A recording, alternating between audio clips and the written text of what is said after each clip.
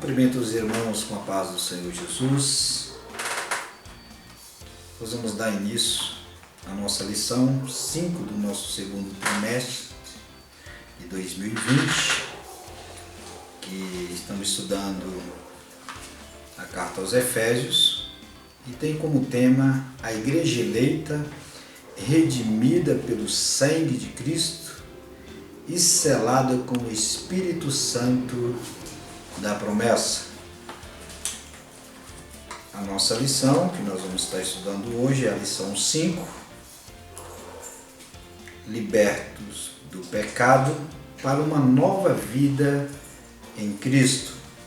Esse é o tema da nossa lição número 5. A palavra do Senhor nos diz: conhecereis a verdade e a verdade vos libertará. E se o Filho vos libertar, verdadeiramente sereis livres. O texto áureo da nossa lição se encontra em Efésios 2, 4 e 5. Mas Deus, que é riquíssimo em misericórdia, pelo seu muito amor com que nos amou, estando nós ainda mortos em nossas ofensas, nos vivificou juntamente com Cristo. A nossa verdade prática nos diz assim: por meio da maravilhosa graça divina, fomos libertos do pecado, perdoados e salvos da condenação, e ainda recebemos o direito à vida eterna. A nossa leitura bíblica em classe se encontra na carta aos Efésios, capítulo 2, versículo 1 e o 10. Vamos para a introdução da nossa lição, que nos diz assim: a presente sensação da Epístola aos Efésios apresenta relevantes aspectos doutrinários da salvação. Nela, o apóstolo descreve a libertação dos pecados como um favor imerecido, dado por Deus aos salvos, a fim de que eles desfrutassem de uma nova vida em Cristo. É o primeiro ponto da nossa lição, que tem 2 subtópicos. A antiga natureza morta em ofensas e pecado. Esse é o nosso primeiro ponto da nossa lição. Então, nos diz assim: no início da epístola, o apóstolo Paulo lembra que antes da regeneração estávamos mortos em ofensas e pecados, e éramos por natureza filhos da ira. Então o apóstolo ele já comenta que nós estávamos mortos nos nossos delitos e pecados. Então quem está morto precisa ser ressuscitado, e nós só adquirimos essa condição em Jesus Cristo, quando nós o reconheçamos e aceitamos a Ele como único Senhor e Salvador das nossas vidas. Como nos diz a palavra do Senhor: quem tem Jesus tem a vida, e quem não tem Jesus não tem nada. Então nós reconhecemos ao Senhor Jesus como nosso Senhor e Salvador, e somos ressuscitados da morte para a vida em Cristo Jesus. O primeiro ponto da nossa lição, ele nos diz assim: nossa condição anterior. Então, antes de conhecermos a Cristo, nós tínhamos uma condição. E vos vivificou, estando vós mortos em ofensas e pecado. Diz o primeiro versículo, a palavra ofensa, do grego paraptoma, tem o sentido de passo em falso, de forma deliberada. E o termo para pecado é amartia, o qual descreve como aquele que erra o alvo. São duas palavras gregas com dois sentidos diferentes. Então, paraptoma quer dizer o sentido de passo em falso ou de forma deliberada. Deliberada significa a pessoa que se faz de propósito, ou com intenção, ou intencional, sabendo o que está fazendo. Então é uma pessoa que faz isso deliberadamente. E o termo para pecado, que é armartias, o qual descreve como aquele que erra o alvo. Então, pecado significa aquele que erra o alvo. E em vista disso, o homem, em sua natureza decaída, é diagnosticado como morto. Então, por isso que precisamos do amor de Cristo, da pessoa bendita do Espírito Santo em nossas vidas. A palavra do Senhor nos diz que a inclinação da carne é morte, mas a inclinação do Espírito é vida e paz. O conceito ou seja, uma declaração da real condição das pessoas sem Deus. O conceito é de morto moral e espiritual, provocada pelo pecado que inevitavelmente separa o homem de Deus. Quero ler uma passagem bíblica no livro do Apocalipse, capítulo 3.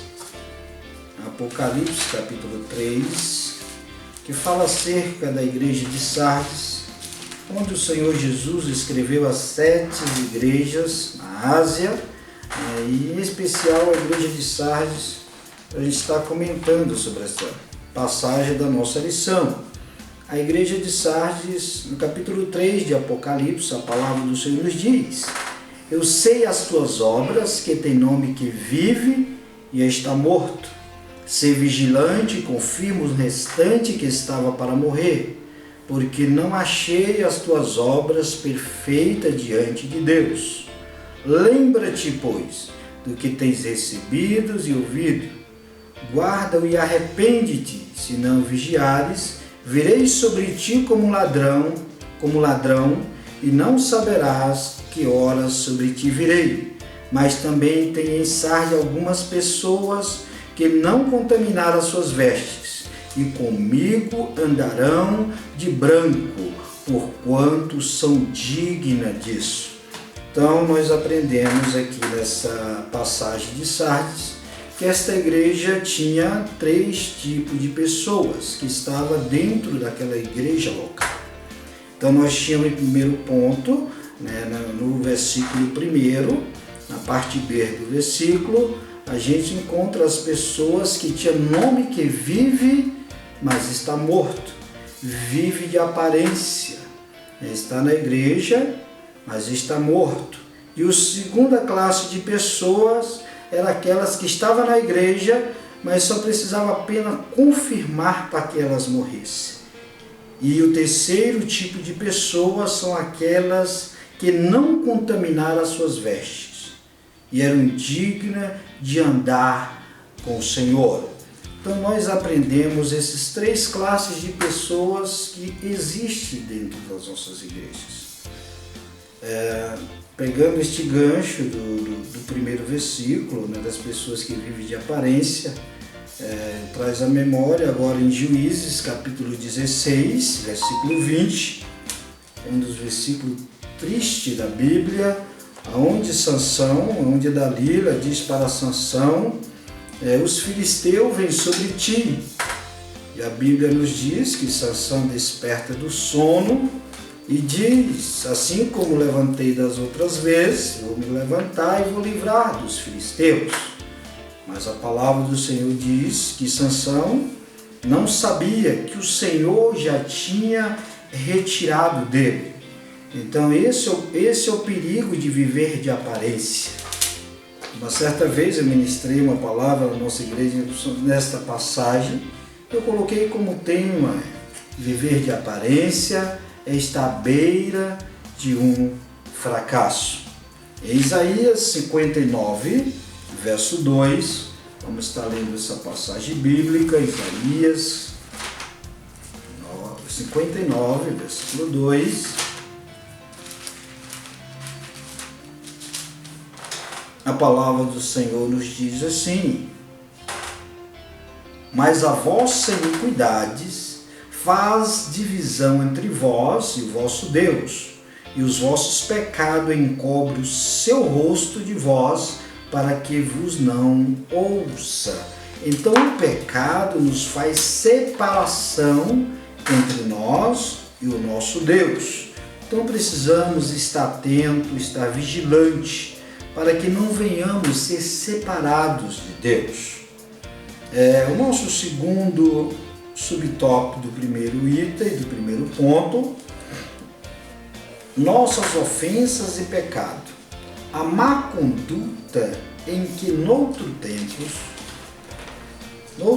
andastes é descrita por Paulo por meio da metáfora do ato de andar. Refere-se a atitudes erradas adotadas na vida passada do salvo antes da regeneração. As nossas igrejas às vezes são compostas de muitas pessoas que são ex-drogado, ex-prostituto, ex-viciado, mas outrora eles viveram nesta vida, mas agora são pessoas nascidas de novo. Por isso que a palavra do Senhor nos diz, lá em 2 Coríntios 5,17, que aquele que está em Cristo, nova criatura é, as coisas velhas se passaram e eis que tudo se fez novo. Então nós andamos agora em novidade de vida. Nós temos alguns pontos em cima desse segundo item da nossa lição, que é o 2.1, que tem esse ponto que fala: andaste segundo o curso deste mundo. Outrora nós andávamos segundo o curso deste mundo. O costume era praticado conforme o sistema mundano da época, tais como a imoralidade, o furto e a mentira. O autor da revista nos coloca essas três palavras, que às vezes são usadas muito no nosso dia a dia, sobre a imoralidade, o furto e a mentira. Então, outrora, nós andávamos segundo o costume do mundo, mas agora, como nós estamos em Cristo, nós andamos em novidade de vida. Uma constatação de que o salvo não deve tomar a forma do mundo, é relativizar o pecado e muito menos ajustar-se à maneira de viver do seu tempo. A palavra do Senhor nos diz: não ameis o mundo e nem o que no mundo há. Então nós estamos no mundo, mas não somos do mundo. A palavra do Senhor nos diz lá em João, capítulo 17, quando Jesus orava intercedendo pelos discípulos e também por aqueles que ainda iriam aceitar ao Senhor como Senhor e Salvador das suas vidas, Jesus disse: não peço que os tires do mundo, mas que os livre do mal. Então nós estamos no mundo, mas nós não somos do mundo. Nós agora andamos em novidade de vida. Quero ler um texto em Efésios 4, 22 e 32. Efésios, capítulo 4.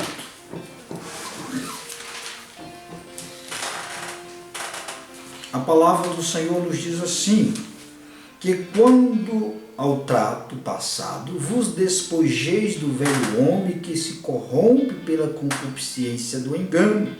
Então, o apóstolo Paulo, escrevendo Efésios, ele está dizendo que quando ao trato passado, Então são coisas passadas. Então nós já despojamos desse velho homem. E ele fala assim: e vos renoveis no espírito do vosso sentido, e vos revistais do novo homem, que segundo Deus é criado em verdadeira justiça e santidade. Pelo que deixais a mentira e falai a verdade, cada um com seu próximo, porque somos membros um dos outros. Irai-vos e não pequeis, não se põe o sol sobre a vossa ira, não deis lugar ao diabo. Como a palavra do Senhor está nos orientando, que precisamos nos revestir deste novo homem em Deus e não venhamos dar lugar ao diabo, porque a palavra do Senhor nos diz: resistir ao diabo e ele fugirá de vós. Aleluias. O 2.2 do segundo item, do primeiro ponto, nos diz: andaste segundo o princípio da potestade do ar. Uma alusão a Satanás, que exerce autoridade sobre os poderes do mal. Satanás significa adversário, diabo significa acusador. Então, outrora nós andávamos segundo esse príncipe da potestade do ar, mas agora nós estamos em Cristo. Indica que os agentes malignos têm a capacidade de influenciar os homens desobedientes e incrédulos. Mais adiante, na carta, Paulo alerta que a nossa luta é contra tais seres do mal. Vamos ler a passagem bíblica em Efésios 6, versículo 12, onde a palavra do Senhor nos diz: porque não temos que lutar contra a carne e o sangue, e sim contra os principados e contra a potestade, contra os principados das trevas deste século, contra as hostes espirituais da maldade nos lugares celestiais.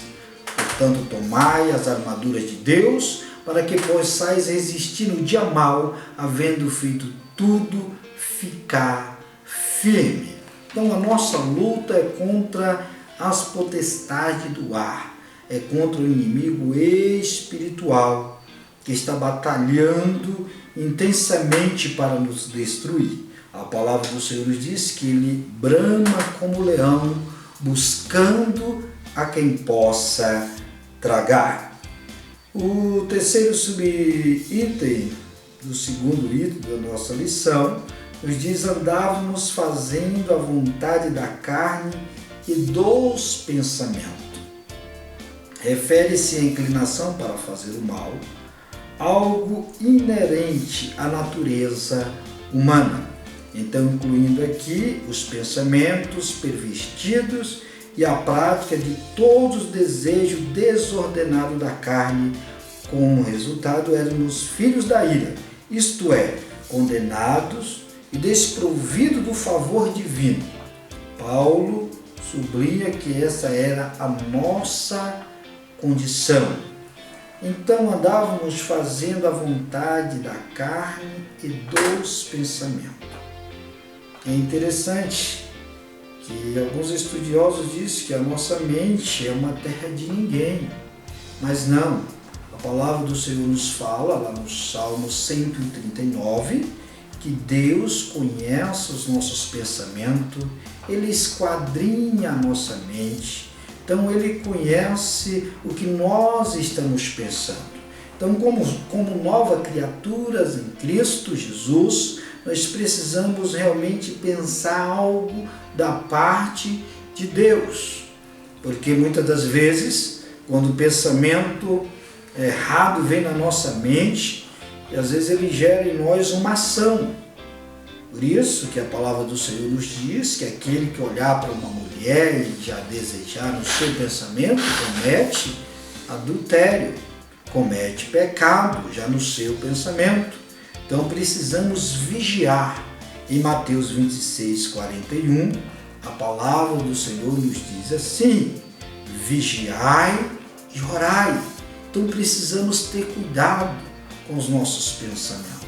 E continuando, né, na nossa lição, então precisamos ter cuidado com aquilo que ouvimos, né? A palavra do Senhor nos diz assim: dai ouvido, ouça a palavra de Deus, o Evangelho. Quem tem ouvido, ouça o que o Espírito diz às igrejas. Então precisamos ter cuidado aquilo que ouvimos, aquilo que olhamos, aquilo que percebemos. A palavra do Senhor diz que os nossos olhos é a candeia do nosso corpo. Então precisamos ter cuidado com aquilo que falamos.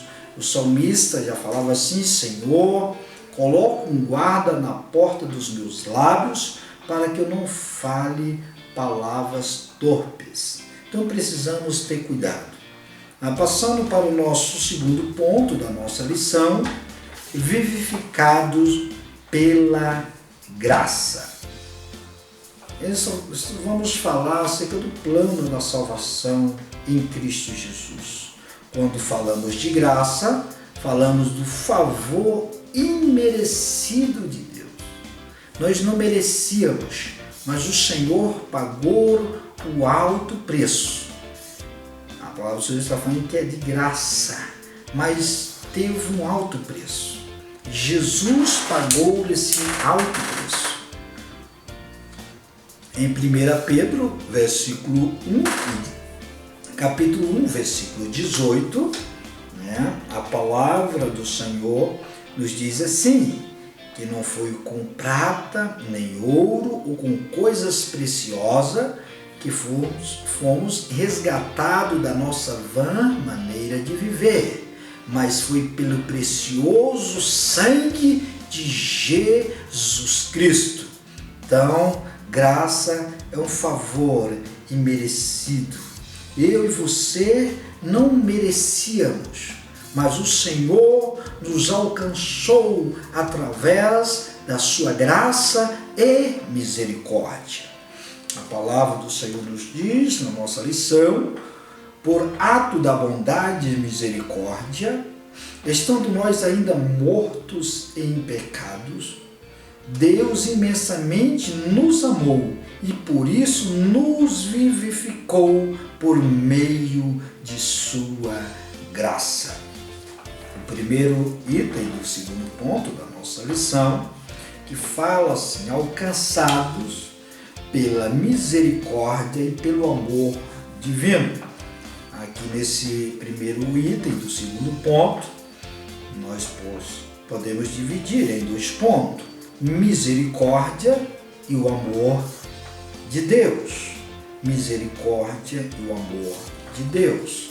A nossa lição nos diz assim: após constatar a situação da humanidade sobre a ira de Deus, Paulo passa a descrever os atos divinos do amor e de misericórdia, que alteraram o quadro caótico da raça humana, começando com uma conjunção adversativa.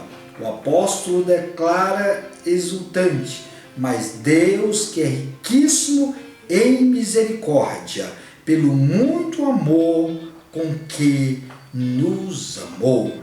Então, eu e você somos alvos da misericórdia e do amor de Deus. Se não fosse a misericórdia e o amor de Deus, nós não teríamos uma condição de chegar a Cristo.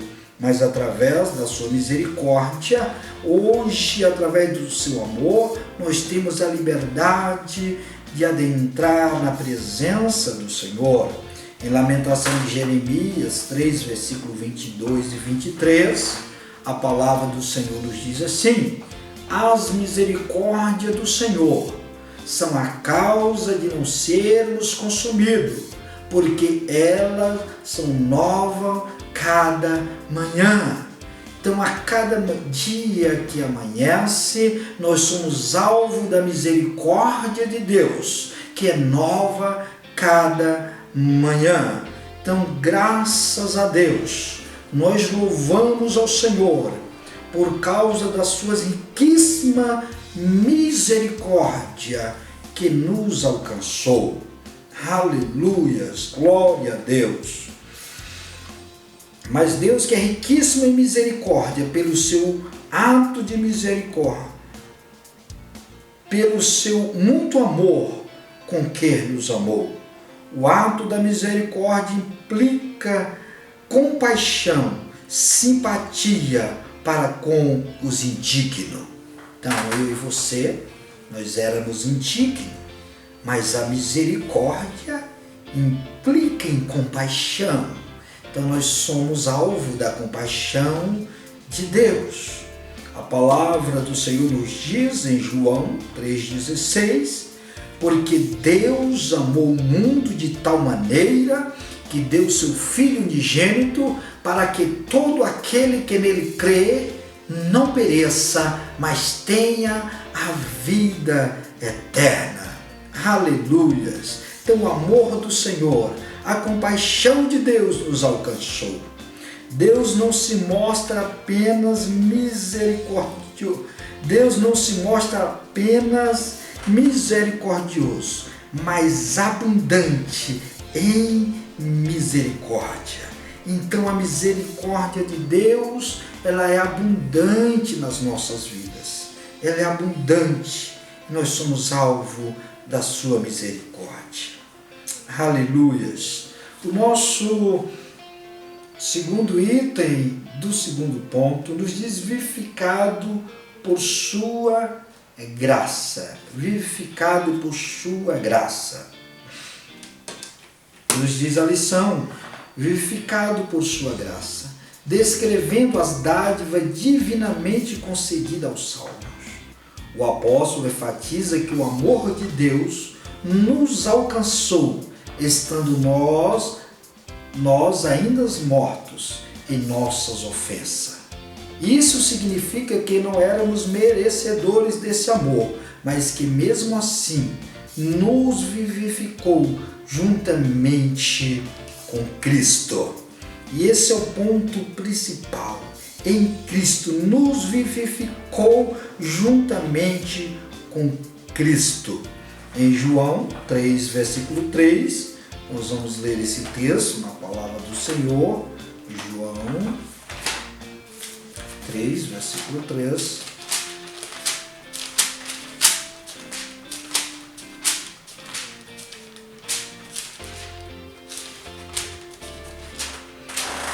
Que nos diz, Jesus respondeu e disse-lhe, na verdade te digo, na verdade te digo, que aquele que não nascer de novo não pode ver o reino de Deus. Por isso é necessário nascer de novo. Isso está falando de Nicodemos, que foi ter com Jesus e dizendo, Rabinho, se o Senhor não vier de Deus, o Senhor não pode fazer esses milagres, essas maravilhas. E Jesus ali já anuncia a salvação para Nicodemos. E ele dizendo, Jesus explicando para Nicodemos, que é nascido da carne é carne, mas o que é nascido do Espírito é Espírito. Então é necessário que o homem nasça de novo para herdar a vida eterna em Cristo Jesus. Exaltado por sua graça, o terceiro item do nosso segundo ponto. Exaltado por sua graça. O apóstolo dos gentios ainda destaca que o poder de Deus nos ressuscitou juntamente com ele e nos fez assentar no lugar celestial em Cristo. Observe que a palavra juntamente indica que Deus concede ao homem o mesmo benefício alcançado por Cristo, a ressurreição e a vida eterna e o galardão no céu. Então, o apóstolo, escrevendo aos Efésios, ele enfatiza muito essa questão de sermos realmente participantes das promessas de Deus em Cristo. Então, tudo aponta para o Senhor Jesus Cristo. Nós vamos pular para o nosso terceiro ponto, que nos fala: a salvação não vem das obras. Efésios 2, 8, 10, Paulo revela que a salvação não depende de obras humanas, porque pela graça sois salvos por meio da fé. Porém, uma vez salvo, o crente deve praticar as boas obras. Então, a salvação é um presente de Deus. Então, o apóstolo Paulo, escrevendo aos Efésios, no versículo 8 ao 10, ele está dizendo que a salvação é pela graça. É pela graça que sois salvos mediante a fé. Isso é um presente de Deus.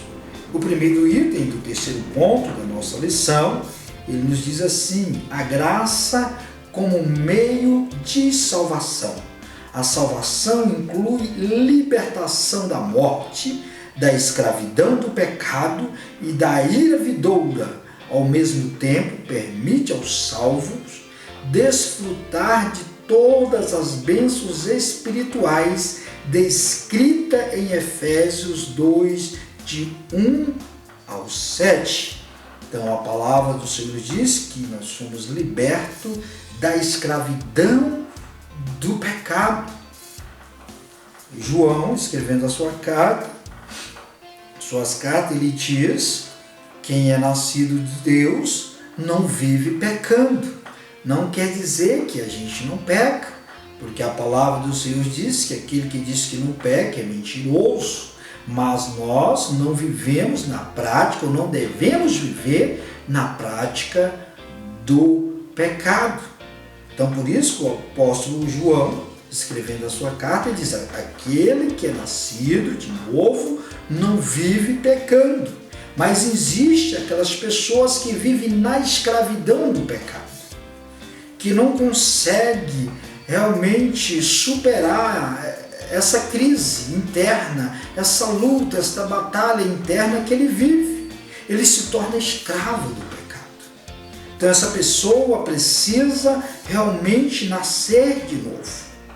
Nascer de novo. Em Romanos, vamos ler uma passagem bíblica, em Romanos 5, versículo 8. Romanos 5, versículo 8.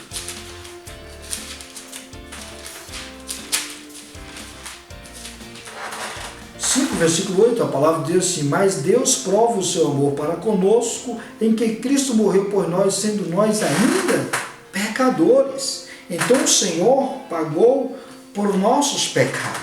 Então Deus prova o seu amor para conosco, em que Cristo morreu por nós, sendo nós ainda pecadores. Então Jesus pagou o alto preço para nos libertar da escravidão do pecado. A palavra graça é a tradução do grego charis, que significa favor imerecido. Ele mostra que a iniciativa para tornar possível a salvação vem da parte de Deus. Glória a Deus por isso, que nós somos alvo deste amor, da graça de Deus, deste favor imerecido de Deus. Aleluias. Todavia, ainda assim, o ser humano é livre para escolher entre dois caminhos, salvação e perdição. Deus coloca diante de nós essa condição. Se nós escolhemos, Deus coloca diante de nós o caminho da bênção e da maldição. E Ele diz: escolha o caminho da bênção para que viva, mas se escolher o caminho da maldição é morte. Então nós precisamos escolher o caminho da bênção. O segundo item do terceiro ponto nos diz assim: obras com evidência da salvação. Aqui o apóstolo Paulo usa as duas negações para endossar a origem da salvação. A primeira expressa: isso não vem de vós. Trata da salvação pela graça, que provém de Deus, segundo ratifica que a salvação não vem das obras. Então a salvação não vem das obras. É algo da parte de Deus, é presente, é um dom de Deus. Não vem das obras para que ninguém se glorie.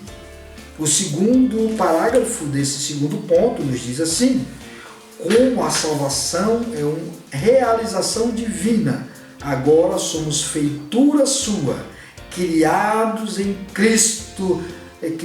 em Cristo para as boas obras. Uma transformação ocorreu, agora em Cristo somos uma nova criatura, e as coisas velhas passaram, e eis que tudo se fez novo. Então nós hoje praticamos boas obras, porque somos salvos em Cristo Jesus. Andar fazendo boas obras, não como meio para ser salvo, mas como evidência da salvação. Glória a Deus por isso. Quero louvar a Deus, agradecer ao Senhor por essa oportunidade, que aqueles irmãos que vão ouvir este ensino dessa lição 5, que Deus possa estar falando poderosamente ao coração de cada um dos irmãos. Então que Deus abençoe, em nome de Jesus.